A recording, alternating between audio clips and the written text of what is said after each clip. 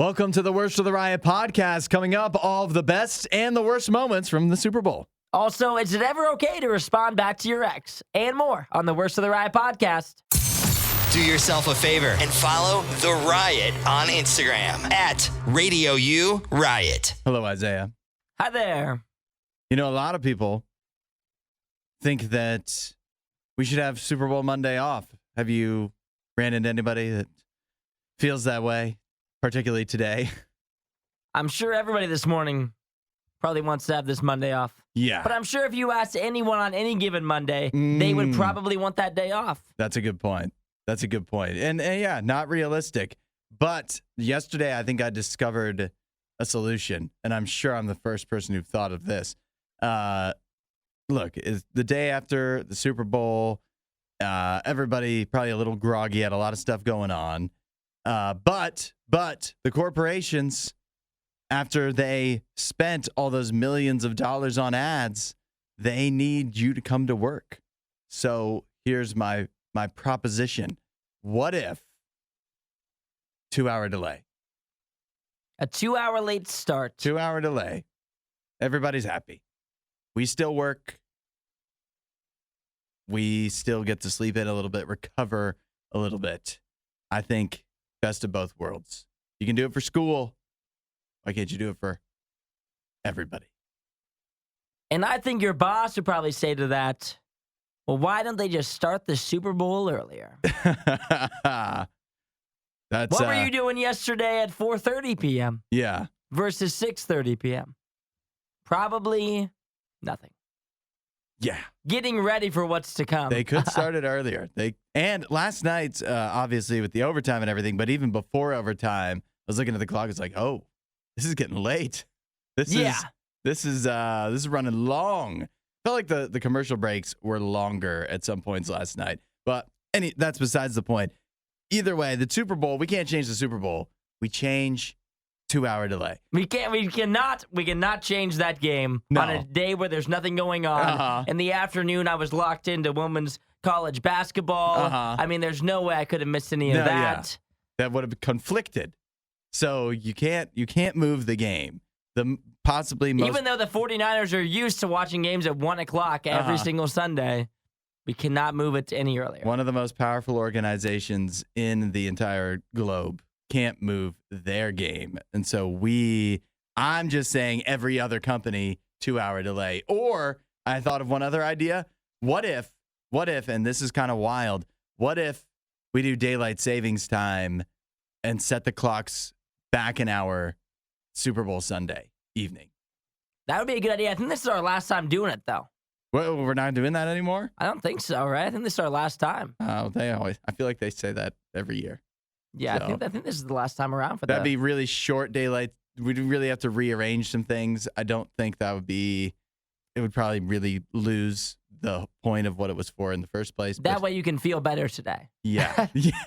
But I don't know. I'm just throwing out some ideas because I just really don't think the way we do it now is working. It was the first Super Bowl where I was wishing that it was over. Yeah.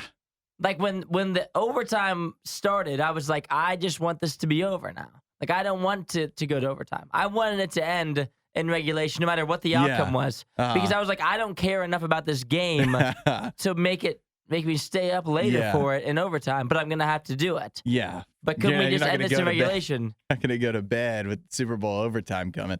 But you know what's crazy, too, is what was that on CBS last night? They had some show probably scheduled after that's like, we have the Super Bowl lead-in. We're going to put on whatever stupid show we have, and everybody's going to stick around watching because that's just what they do after the Super Bowl. I don't know if last night was the best night for whatever stupid show was coming up next. Yeah, a couple of years ago, I remember it was Masked Singer.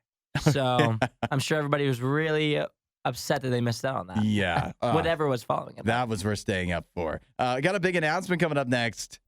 The only thing Isaiah loves more than the Riot is himself. Someone who probably still lives with his mother and hates himself. You're listening to The Riot on RadioU.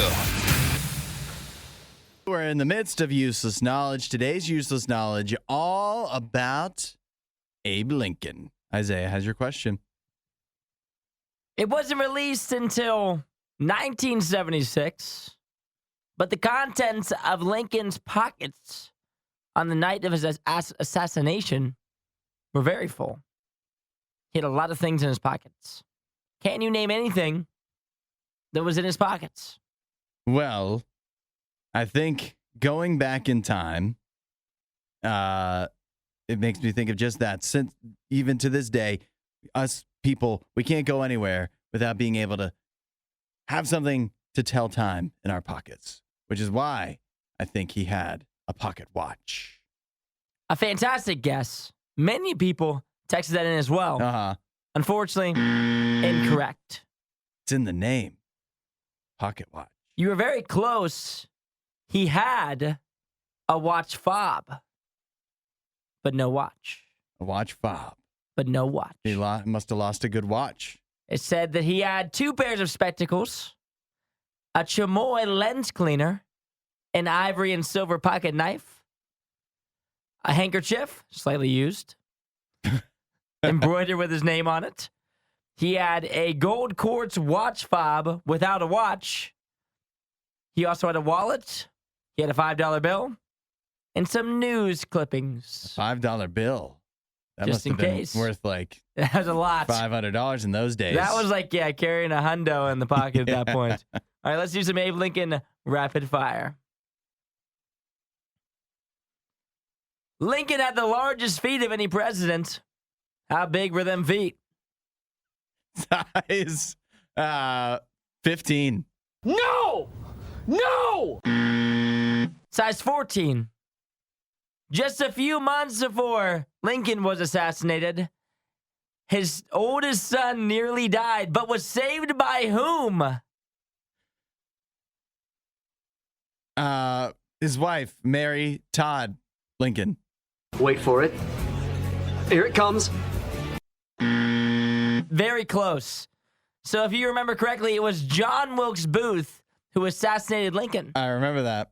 His brother, Edwin Booth, just a few months before he assassinated Lincoln, saved Lincoln's oldest son. No Believe it or not. chance. Believe it or not. He was actually a famous actor at the time. The final question. Lincoln was enshrined in an athletic hall of fame. Which one was it? Squash.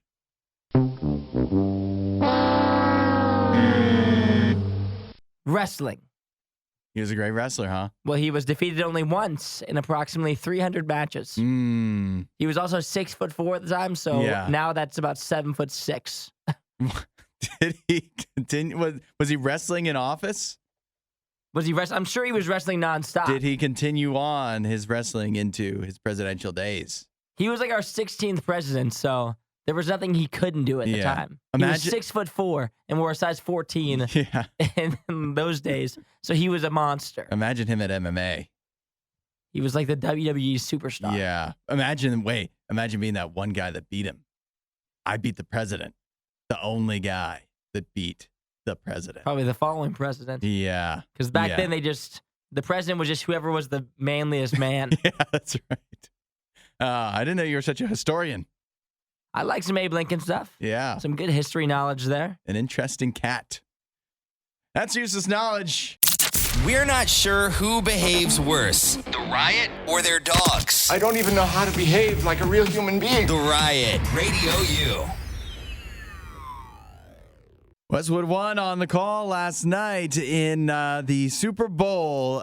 An all-timer for the Chiefs beating the 49ers in overtime. Isaiah, a wild game. Not a lot of scoring for most of it. Do you think that makes it better or worse? Like, did you find it more or less entertaining than normal? I thought it was an entertaining game. It was a close game. I mean, there wasn't a lot of scoring, which kept it kind of slow. For some football fans or some partial football fans, I'm sure it was a little boring at parts. Yeah. But it was a very good game. Yeah, it was. You were on the edge of your seat for a lot of it. Or were you? Did you ever have moments where you thought, oh, the Chiefs might actually lose this thing? I was never counting them out. Yeah. The whole game, because San Francisco had so many opportunities to go up by 2 scores. But until they did that, I was nowhere nowhere near putting the Kansas City Chiefs out. They went up 10-0 to start the game. Yeah. And then the rest of the game, it felt like they were up by one score pretty much the whole way, which is nothing. Yeah. That, especially with Patrick Mahomes on the other side. That must be quite the blessing to be as a Chiefs fan, because, sitting there watching it neutral, but like I'm not a Chiefs fan, but I was rooting for the Chiefs and just thinking like, you're just never out of it. You never, and I feel like they never even had to sweat. I mean, they were losing, but it was just like, you don't even have to worry. My takeaway from last night's game, I would say, is that imagine with the 49ers, how much they would have won by if they just had a good quarterback. That's your takeaway. Yes. I think you look at the team, they played very, very well at so many positions. And Brock Purdy, he played good. He played about the best game he could play, and it still wasn't good enough to be able to defeat Patrick Mahomes. So imagine if they had, let's just say, I don't know, Jordan Love there. Who knows what they could have done if you put a better quarterback in with the rest of that roster. They very well may have won a Super Bowl last night. It was a very good game. Mm-hmm. I thought Brock played good. I thought the San Francisco 49ers played good. My question is just the whole overtime period. Yeah, I was thinking that too. I thought you probably have to kick the ball off. The game. That didn't make any sense to me. I've seen... Like, I understood why he did it, mm-hmm. because that gives you the third opportunity. Yeah. So, like, realistically, how this works is in the new overtimes, if the 49ers, they went down and kicked the field goal, right? Mm-hmm. And then the Chiefs get the ball, and they have a chance to score. Obviously, they score a touchdown, the game's over. Yeah. But if they also kick a field goal, then the 49ers get the ball back, mm-hmm. and if they score anything, it's game over. That's how it works. Right. And so in Kyle Shanahan's mind, when he decided, he said he was playing for the third possession, not for the first one. Yeah. Which I understood that, but also I think looking back, he would probably do it differently. I think mathematically that makes sense. It does. I think analytically, yeah. Realistically, that sounds like you're playing. Why are you assuming that you're not going to be able to get a touchdown the first time around if they do, or two, assume you can stop them? Because you're going to have to either way. And so I don't understand that. That feels like a backwards mentality to me, to play, assuming that you guys are going to tie again. Just take control.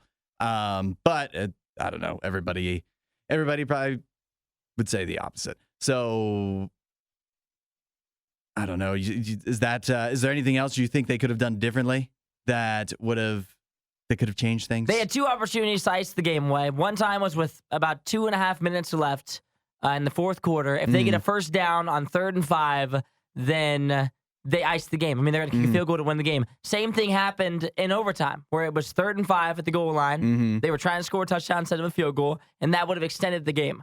On those both those plays, the exact same thing happened. The Chiefs did what they do every single time. Tony Romo said it on the broadcast, and the 49ers were not ready for it either time. The Chiefs blitzed. Yeah. That's what they always do. When it's 3rd and 5, games on the line, Steve Spagnuolo is going to blitz. He did. And both times, Brock had about 1.5 seconds to throw the ball. Yeah. And neither time was there. I mean, both times there wasn't even a hot route for him to even throw to. And so I thought that was a mistake on the 49ers part. You have to know that they're going to blitz in those moments. And they didn't try to account for it. So I think that's what ended up hurting them in the end, is 2 times they could have iced the game, or at least in overtime, made it to where they score a touchdown and really put the pressure on the Chiefs, and they didn't get it either time. And those are the plays that matter. If it's going to be a close game like that, if you're not going to pull away, you have to make those ones work. And I really thought when the 49ers were driving down at the end of the fourth quarter, I thought that they had such a great opportunity to just drain the clock out and kick a field goal, but they just couldn't convert on that last first down. That's what really hurt them in the end. Yeah, I also felt too that I guess they stayed aggressive. They wanted to pass a lot, but later in the game, I felt like that did, and the Chiefs were getting worn down. I felt like they passed a bit too much, where they should have leaned on the run game to try to bleed the clock out a little more, and because it kind of was working. So I don't know, but hey, congratulations to the Chiefs, a real dynasty they have there, and there's no signs of it slowing down anytime soon. Disinformation, mispronunciations, bad impressions. That's Hudson. This is The Riot on RadioU. A new report has come out all about shark attacks. the annual report on how many there were. And the bad news is, in 2023, there were slightly more, but not so much more compared to previous years that it's like, oh, they're going up. It's just a couple more. But here's what's interesting to me. Based off of the amount of shark attacks and the amount of people that go swimming, it is like statistically basically impossible to calculate the odds, the probability of you being attacked by a shark because it's so infrequent.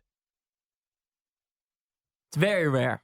When you think about around the entire planet, there were 69 unprovoked shark attacks in 2023. And you think about all of the millions of people that were swimming.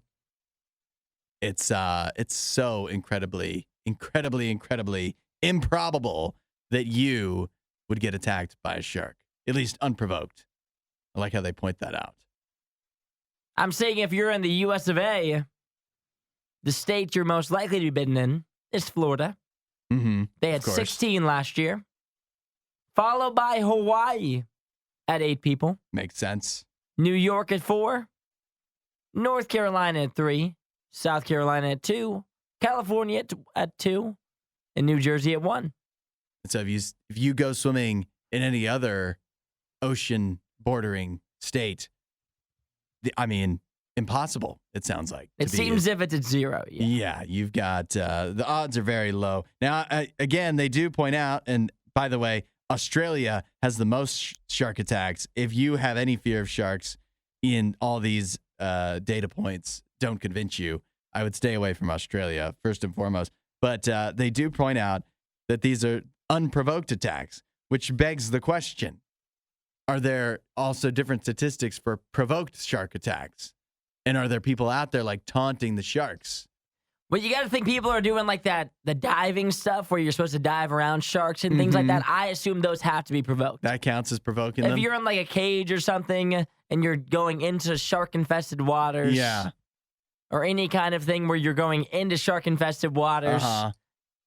And trying to do some adventurous action thing. Yeah. That's probably provoking. That's provoking. They're like, get out of here. Would you ever do that? Would you ever do the cage thing? No. Why not? Not for me. I'd be afraid. You're too afraid? You're in a cage. I don't think I've never even went like snorkeling. And I don't think I'd like that. I don't think I'd like to have the oxygen tank hooked up. Yeah. Being under the water that long just freaks me out. Yeah, and I have a healthy fear of the ocean, not because of sharks, just because it's easier to get lost there. There's no like landmarks. It's just water. But I'd still do the shark thing. You'd go into a cage and given the chance, yes, I would. Drop down in there. I think I could learn a lot from that. I think the sharks could honestly learn a lot from me too. I think it would be a learning experience for everybody. So either way, feel safe out there. I know now's not exactly the time to do a lot of swimming, but when you remember these stats. There's never been a can of worms they didn't open. The Riot, Radio U. I think today's one of those days where it could be easy to wake up and after seeing Patrick Mahomes lead a game-winning drive, after seeing Taylor Swift get cut to a million times with her cadre of celebrity friends. You know what cadre means? Not sure what it means. It's sounds like a group. A small group of people. Although it was a kind of a large group of celebrities there. But that's besides the point. After the halftime show, after all the commercials with all the stars in them, I feel like today is a day where you could be like, man, I want to be famous one day. I want to do something big. I want to go viral. I wanted a award. Too darn bad. That's how, you know what? I feel it. I feel it sometimes. It's just like, man, I just want, like, why won't people recognize me and pay attention to me for all my accomplishments and talents? And, but then I was thinking, if you go back in time, right? Think about, we could go back to what, the 60s? How many artists can you name from the 60s? Not very many. Yeah. We could probably go, unless people are weird like me and listen to old stuff, most people would probably say the Beatles, and you might not even know 5 Beatles songs. And other than that, from the 60s, what if you weren't alive then? If you weren't alive around then? It can seem like trying to, right now it feels so important to do something big, to get famous, to get, to have followers. It feels like for a lot of people that's important, but it is. I've been reminded that is very fleeting. That comes and goes. You want to be remembered. Here's what's crazy to me is starting to think about, like, I don't know, people, let's say the civil rights movement. They knew they were doing something important, but they weren't doing it to get, to be remembered one day. They weren't doing it to be famous. They were doing it because they thought it was the right thing to do. Or you go back to like the founding fathers, same thing. We remember a lot of their names. They weren't doing it to be famous. They were doing it because they thought it was the right thing for them and the people around them. Or like, actually, if you go back to the Bible is littered with people that in the moment and probably through their whole lives, actually, they didn't know that they were going to have their name written in history. They were just doing what they thought was right and doing what they believed in. And that is the key. Now, I'm not saying you do what you do what you believe and one day you'll be remembered, your name will be written in it. It's not a guarantee. But what I am saying is chasing after the fame is no guarantee either. The fame comes and goes, but doing what's right, at least what you can leave, is an impact. What you can leave is making a positive difference for others and not just for your own self. That's what Jesus wants to help you do, to make an impact, to do the right thing, to do the next right thing that you get the chance to. And you do that over and over again, and it makes a difference. It adds up. Jesus is ready to help you with that, to chase what's important and not focus on the fame and the followers. If you want to know more, start talking to God. He'll help you out. He'll point you in the right direction. And you can also go to RadioU.com/free gift.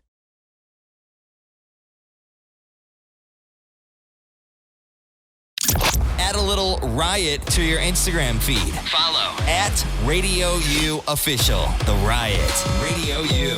Now, the Super Bowl wasn't the only big-time sporting event over the weekend. There was also the PGA Tour, their Waste Management Phoenix Open in golf. Some people call it the Wasted Management, and for good reason, because this weekend it got so rowdy. The crowd at the Waste Management Phoenix Open was so rowdy, they had to shut down alcohol sales, and the local police department also shut down the gates, not allowing anybody into the event, even those with tickets, because it was so out of control. The fans there were so wild and, drinking so much. It was a wild scene. I did see some videos. People jumping onto the course. Yeah. Rolling around in the sand. And I also was reading online as well, and I think this was part of it too, is they were having a hard time at the gates determining who actually had tickets and who didn't. And so I think they had too many people in there. It's also a big part of the issue. Uh-huh. And so they stopped all alcohol sales because the crowd had gotten too large. Yeah. The crowd, yeah. And yet again, this tournament in this area, it's in Scottsdale. It's known for this being a routine thing that, people go to the Phoenix Open and people drink. It's right near Arizona State University. I think a lot of students come over from over there, and it just gets out of hand. But this was crazy too. And it also seems that this year they had more of an issue, probably because it's just getting rowdier and rowdier, but more of an issue with people streaking or running onto there's videos of people running onto the greens, doing backflips into the bunkers. And you can't have that, even though it mostly seems to be in fun. You still can't have people running on. It's dangerous for the golfers and just for other people. So it is crazy though that it got so bad. Think about any sporting event voluntarily being like, no, we're gonna have to pause on the alcohol for a while because this is getting too much for us to handle. I'm sure the crowd there took that really well. Yeah, that's right. I'm sure when they came to buy another drink, they were really understandable. I bet they really understood. Yeah, what was happening. The only thing worse than rowdy drunk people would be rowdy, angry drunk people. But the good thing And is, a lot of them. Yeah, the good thing is the crowd was so large, which obviously Waste Management is a huge event. Yeah. But that's a good sign for the PGA. Yeah. Which a lot of people say the PGA is dead. It's not dead. Tour is not dead. No, yeah. Clearly not. Yeah. And I watched some of it yesterday afternoon. Yeah. Didn't over the weekend. Who wound up winning? When I saw last, I saw Scotty Scheffler was in the lead. Yeah, I don't know if he ended up holding on or not. I don't think he did. I think That's when I tuned out. It might have been. No, this is the wrong person. It was Nick Taylor. Nick Taylor? It appears that it was Nick Taylor, Canadian. There we go. Hudson is the maple syrup, and Isaiah is the power protein flapjack. This is The Riot on Radio U. Isaiah, do you have any Super Bowl commercials that stuck out to you last night, either in a positive or a negative sense? I had a lot of commercials I liked. I've realized over time, I think that I enjoy the most, and this is something that's happened recently. Super Bowl commercials used to be trying to be funny. Yeah. Where now I think, especially this year, they leaned heavily into celebrity cameos. I also noticed that. Probably due to Taylor Swift's success for the NFL. Could be. Which I'm okay with because I realized last night that I like the celebrity cameos a lot. Really? I do like this. I like the celebrity cameos. I don't know what it was. Whenever the Dunkin' Donuts one. Yeah. When it was Matt Damon, Ben Affleck, Tom Brady, J-Lo, Jack Harlow. All of them out there dancing and being funny. I just think that it's cool to see them outside. A lot of the actors, too, outside of their, moviness, being serious and being goofy. I like that. Same thing with, the Uber Eats one. Yeah. You have to forget something to remember something with Jennifer Aniston and David Schwimmer and Jelly Roll. Those ones were some of the ones that stood out to me. That's actually wild because I was ready to come in here and say that my takeaway was that the advertisers need to learn that just putting a celebrity in your commercial doesn't make it interesting. The worst one to me, the one that sparked that thought, was the T-Mobile auditions commercial where it all ended with, you don't have to audition to get the magenta status or whatever. But all along the way, it was Laura Dern and Bradley Cooper and his mom. And I saw that one. Yeah, and they weren't funny, and at least to me. And then I was some people don't even, those are celebrities, but the amount of people that I was watching with that didn't even know, my mom didn't know who I don't think of those people were, and she's not old and doesn't pay attention. It's just any celebrity, they feel big to get the name added to it. But then again, especially when you're adding multiple, it feels like you hit the point of diminishing returns. So I thought that's why they add multiple, because all you need to do is know one person. Yeah. Chad, his first sets, I like the T-Mobile audition tapes commercial. That was funny to me. That's what. Once I saw Bradley Cooper, I liked that commercial. That's how it went for me. That's that my mom was able to pick up that through context clues that oh, I know who Bradley Cooper is, so the other people must be famous too, but she didn't know who they were. But yeah, that was that one and it wasn't completely unfunny, but the Michael Cera commercial, the Cera V. Cera, yeah. Yet again, you just get a very flimsy premise that's kind of funny, but pretty flimsy, and then you have to make a whole ad out of it, and it's not that good of an ad. So I don't know. I thought they needed to put more effort into capturing your attention, because especially too when every single commercial has a celebrity in it pretty much, then it's not then what are you even paying attention for? You know what I mean? You're waiting for your celebrity to pop up. Yeah. That you love. And then you love that commercial. That's right. But what I did, I like the tried and true. I like that they got the Budweiser, they got the Clydesdales back. Those ones are always a hit. Yeah. And last year, I think they skipped over the Clydesdales for the first time. I believe. I could be wrong, but I feel like we were missing those. So I like having the horses. I did like, and this was a celebrity, but more of a minor celebrity, the Dr. Umstick. The drumstick one? Yeah, the drumstick commercial. Not bad. And I don't know, Mountain Dew Baja Blast, not bad. That one didn't do anything for me. I like Aubrey Plaza, but that's just so there you a celebrity that I like. There you go. It all circles back. That's right. What about, do you like any of the ones that were just funny? No celebrities. Like what? E-Trade Babies. I liked my whole family was laughing at that one. Been playing tennis. I always think the E-Tray babies are funny. Yeah. I thought the Reese's Chaos commercial was all right when they were going back and forth of like, we're changing Reese's, and they were like, no. And they were like, we're adding caramel, and they were like, yes. And they were like, for a limited time, they were like, no. That one, I thought that was good. Not bad. The ones that I did not like, I didn't like the Jason Momoa one. If you remember that, when he was like dancing and singing. Jason Momoa doesn't do much for me. Yeah. So in that one, I was not sold on that one. And the other thing that I noticed this year, no crypto ads. Last year was a big year for crypto. Yeah. Also, very few beer ads this year. Yeah, those are way down too. And it seemed like we were all in on drop shipping because Temu had about 4 ads. Oh, that was crazy. Those ads, by the way, are like, those were the worst. See, but I think that it didn't matter what ad they put up. Yeah. They just needed to convince everyone that they aren't a scam. Yeah. So if you have a Super Bowl ad, it's clearly working. Everyone in my house that was watching the game was like, I thought Temu was a scam. I thought you can get a drone for 12 cents. Yeah. And then if you have a Super Bowl ad, people will believe that you're real. Yeah. So they just literally needed the awareness. They've scammed people out of enough money to be able to afford a Super Bowl commercial. Actually, and several of them. That ran so many times. That team. And I learned I was saying it wrong the whole time. I still don't know if I'm saying. Because in the commercials, what? Tamu? I don't know what it is. Yeah. But whatever I was saying wasn't what they said in the orange. commercial. Yeah. It still scares me. Tamu. I'm going to stay away. Let us know which commercials you liked and didn't like at 8772 Radio U. You don't always have to agree with Isaiah to always disagree with Hudson. The Riot. Radio U.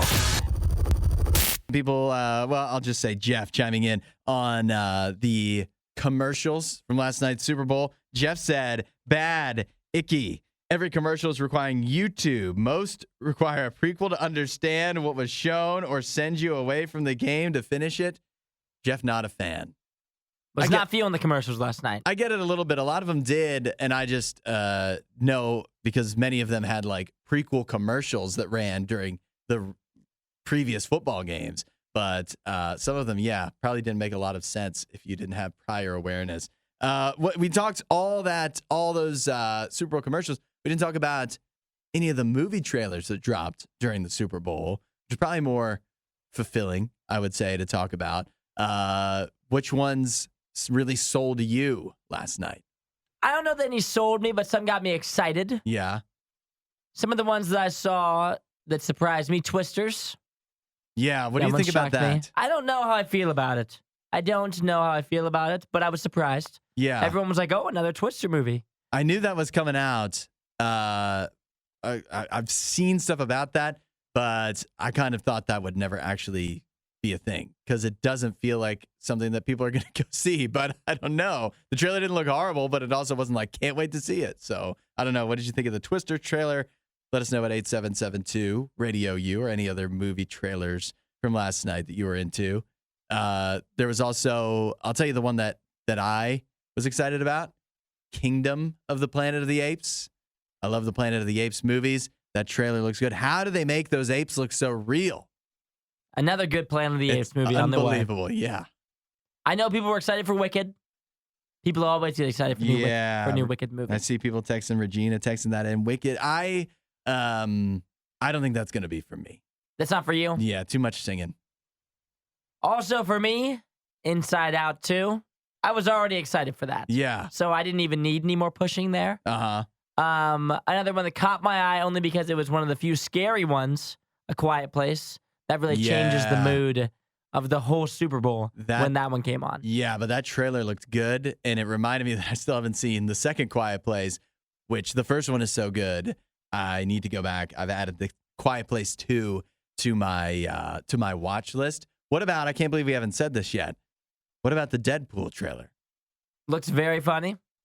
And people are now, many of them texting that in. I wasn't watching, like I heard that it was playing when it was on, but I didn't see it. But I kind of want to keep it that way because I'm going to go see Deadpool anyways. I will say that trailer revealed nothing. It didn't, did it? You could watch the whole thing. Okay. It was just pretty much Ryan Reynolds jumping around, doing the splits and saying your MCU is going to be completely different now. You've ruined it for me. Sorry, that was the whole trailer. You spoiled the trailer. And Way to go. It was funny. Do we miss anything else? Is that Despicable Me 4, Kung Fu Panda 4. If you haven't had enough, here's a little bit more. Somehow didn't even take note of those. 8772 Radio U. If you're excited for Despicable Me 4, is it really 4? It's 4 now. Yeah, it's 4. But that's not kind of like the Minions movies. I don't know if it does or not. No, I don't think so. No, it doesn't. It definitely doesn't. Those are separate. The other one that we watched was Monkey Man, and that looks like off-brand John Wick to me. It does, but it actually looks awesome though. You like it? Just because yes, it looks cool. It's just a different actor doing John Wick. I'm down with it. Do yourself a favor and follow The Riot on Instagram at RadioU Riot. On Instagram, of all places. Doesn't feel like the most controversial of the social medias. However, Meta has announced that they are trying to reduce the amount of political posts Instagram users see, and this also applies to Threads as well. They recently posted out that they are not going to proactively recommend political content on their platforms anymore. They define political content as posts potentially related to things like laws, elections, or social topics.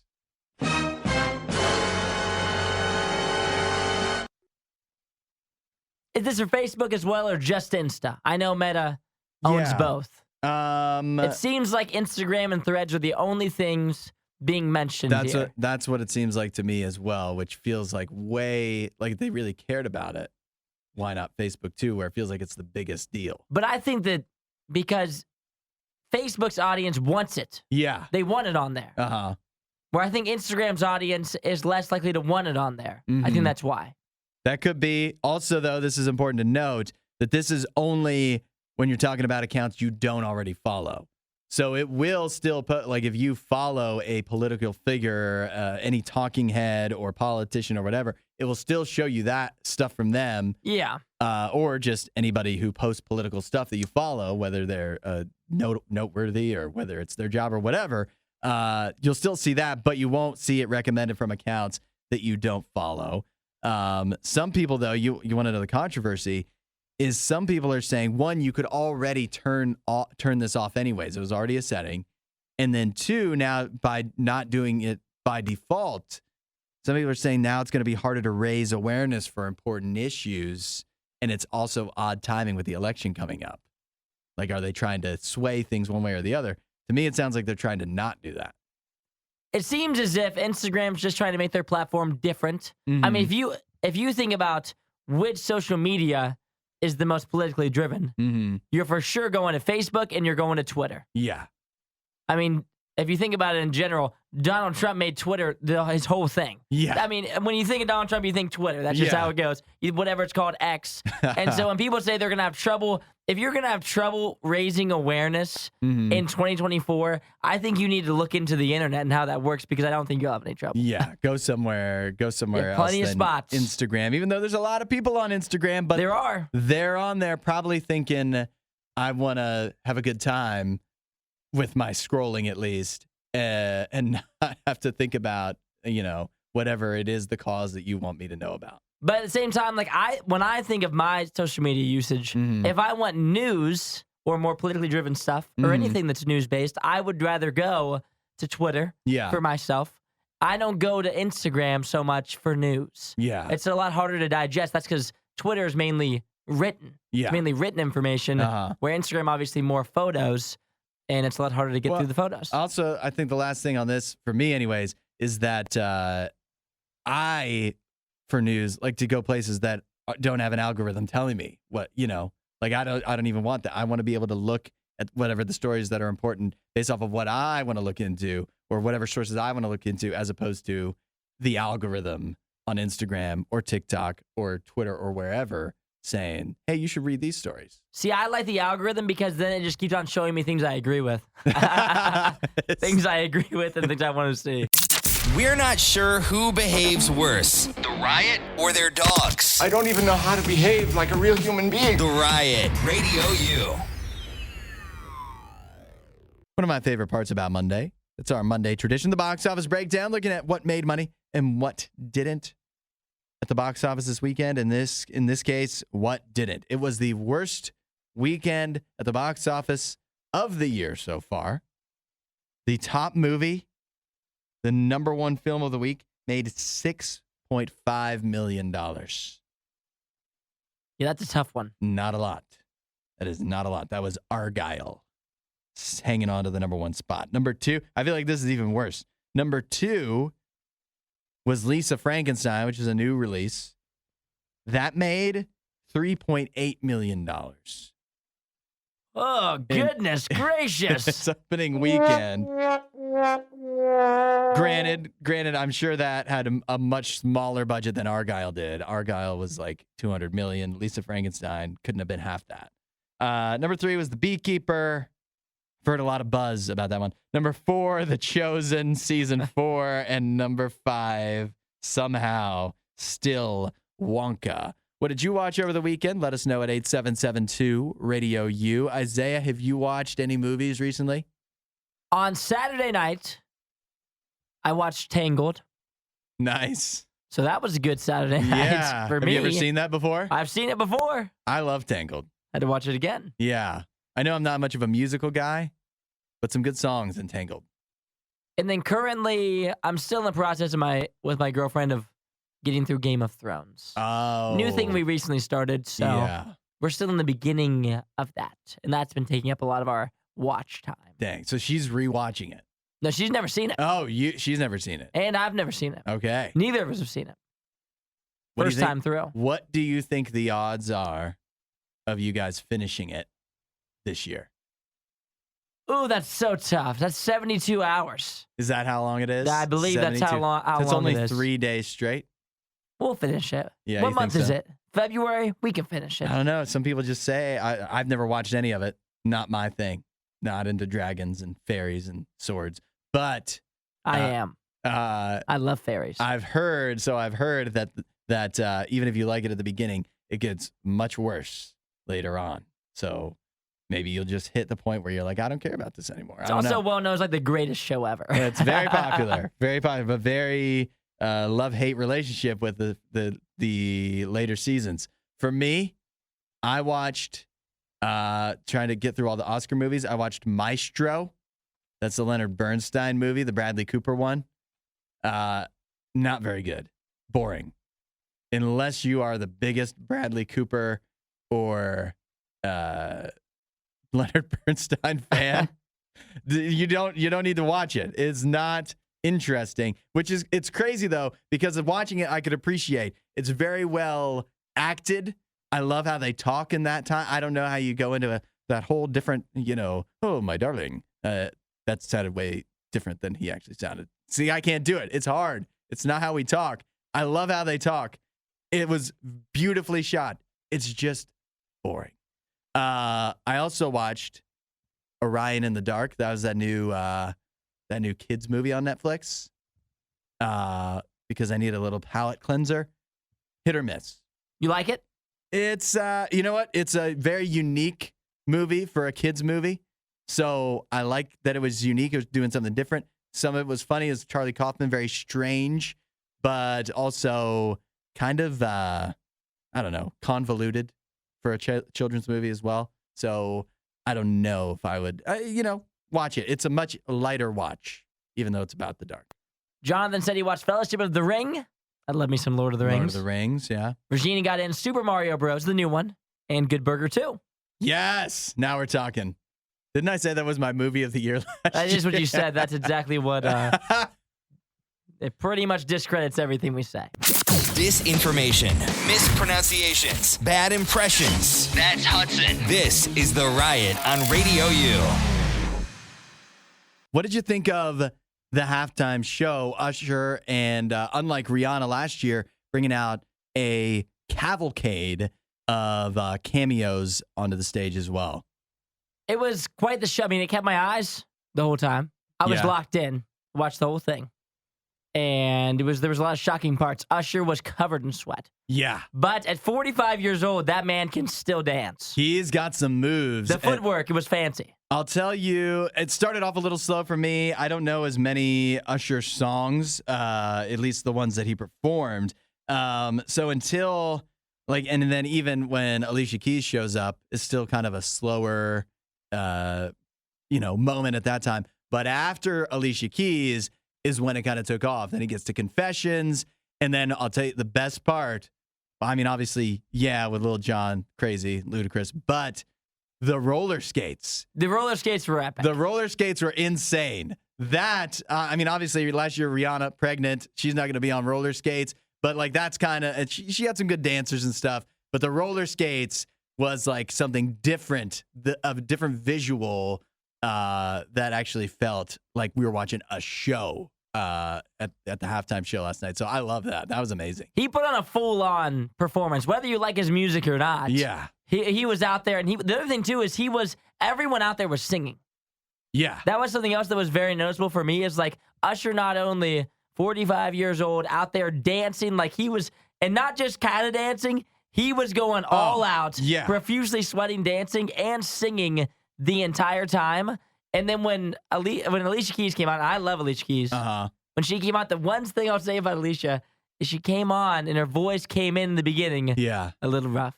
She started, the first, 3 notes came in rough. Mm-hmm. But then I knew, I was like, well, she's singing.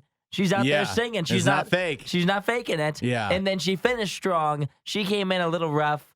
Lil Jon, as I was watching him, whenever they showed him, it seemed as if he had no instructions on where he needed to be. It was like Usher asked him to be a part of the halftime show, but they knew they couldn't have him in any choreographed anything. He just had to be on the stage, off to the side of all the people doing stuff, so they could just flash to him, and he could just kind of be jumping around. What do you think if they did give him instructions? He would have messed him up. Yeah, right. So they were like, "You're on the stage, just stay out of the way. You got to be on the edge. Yeah, just say yeah, and just be bouncing around, just kind of doing your own thing." What did you think of this is the other thing, the outfits?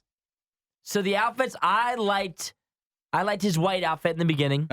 Him and Alicia Keys doing the white and red. Yeah. I thought that was pretty sharp. Alicia Keys, that was a good outfit. Yeah, the white and the red looked really sharp in the beginning. And the piano. What was that piano? I don't know. That was I don't know what kind of sculpture that was. That was insane. I didn't like the purple as much as I liked his white outfit. I thought some of the outfits, particularly for him, but for some of the other, when they were doing roller skates, it made them look massive. It made them look like huge individuals. Well, Ludacris is wearing shoulder pads. Yeah, right. It just doubled their size. They look kind of like Power Rangers to me. Yeah. Overall, how does it stack up all time versus some of your favorite halftime shows? Is it up there? I thought it was a memorable one. It is memorable. The roller skates and the does it. Prior to that, it was kind of, to me, again, kind of sleepy.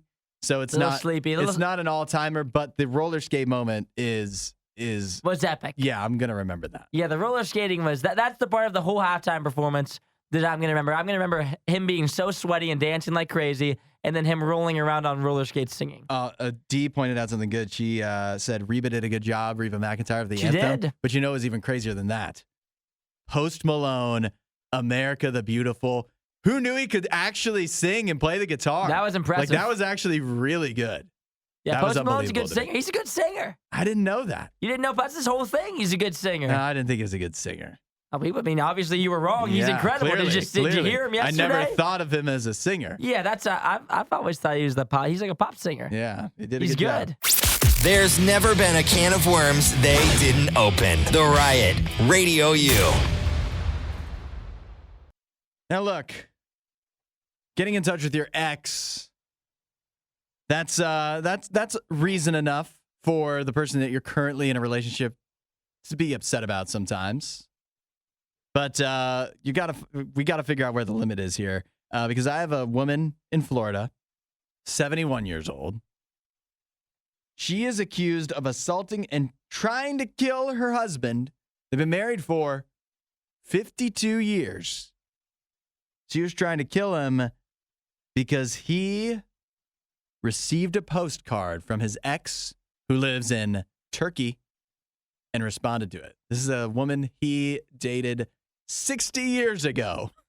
Well, what did he say? Actually, you know what? I don't know if I have the contents of either of the postcards. Oh, we need the content. That's what it's all about, huh? It is about the content. Yeah. I mean, obviously, no matter what the contents, she can't try to kill him. That's a bridge too far. But could she? Is this worthy of a fight to have? You've been married 52 years. And his ex reaches out via postcard. Why would she reach out? Well, she's in Turkey. Maybe she wanted to show the scenery. Trying to stir things back up, maybe? Possibly. Maybe after 60 years. Trying to light a flame? Yeah. You know, she's how have you been? You know, I've always questioned how things would be different. That's probably what the postcard said. How would things be different if things went different between us? We didn't break up 60 years ago. And he wrote her back. That was his big mistake. Yeah. Apparently he thinking? did respond. I don't know. Maybe he thought it's been 60 years. I can probably, and she lives across the ocean. I might be okay. Oh, you think that's fine then? It depends what he said. You think this is, so you're endorsing this? At what age are you allowed to start talking to your ex again? After how many years, Hudson? I don't know. If you've been married 52 years, I live across the ocean. Then all of a sudden you're allowed to just hit up whoever you want? Get over here. My wife sucks. I often wistfully dream of the days when I was with you 60 years ago. Yeah, when we were 23 years old. Yeah, things were better then. I've come to realize. If that's what he said, then maybe. But other than that, I think if it was just a friendly postcard, a friendly exchange. Maybe a little too friendly. Seems like it was a little too friendly. It could have been.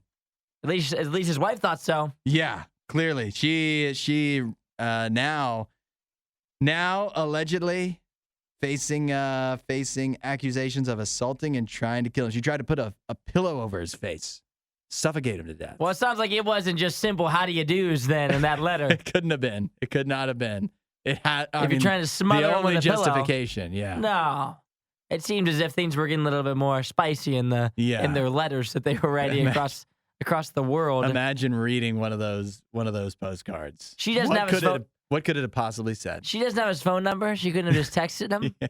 Maybe he reached out with the phone call. No, they're 70 years old. Like, imagine her writing that letter. Imagine the message and data rates, though, texting from Turkey to Florida. Yeah. And then the heat of just waiting for him to write back. Yeah. Will he write back? She had to probably wait for months to get that letter back. Yeah. All the uncertainty for her, that's probably part of the fun.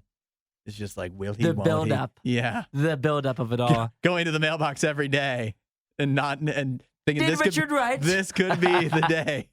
This could be the day that things reignite between us. Smothered with a pillow. Yeah. Yeah, that sounds like a little bit more of an intense letter. They say he was visibly frail. But you gotta think, how did she catch him writing back, right? I believe it says he admitted to it. He admitted? He admitted that he wrote her back. So he really thought he was in the clear. So she found the letter, and she was like, you didn't write her back, did you? And he's like, oh, I wrote her back. And then smothered with a pillow. Attempted to. It was. He's alive, right?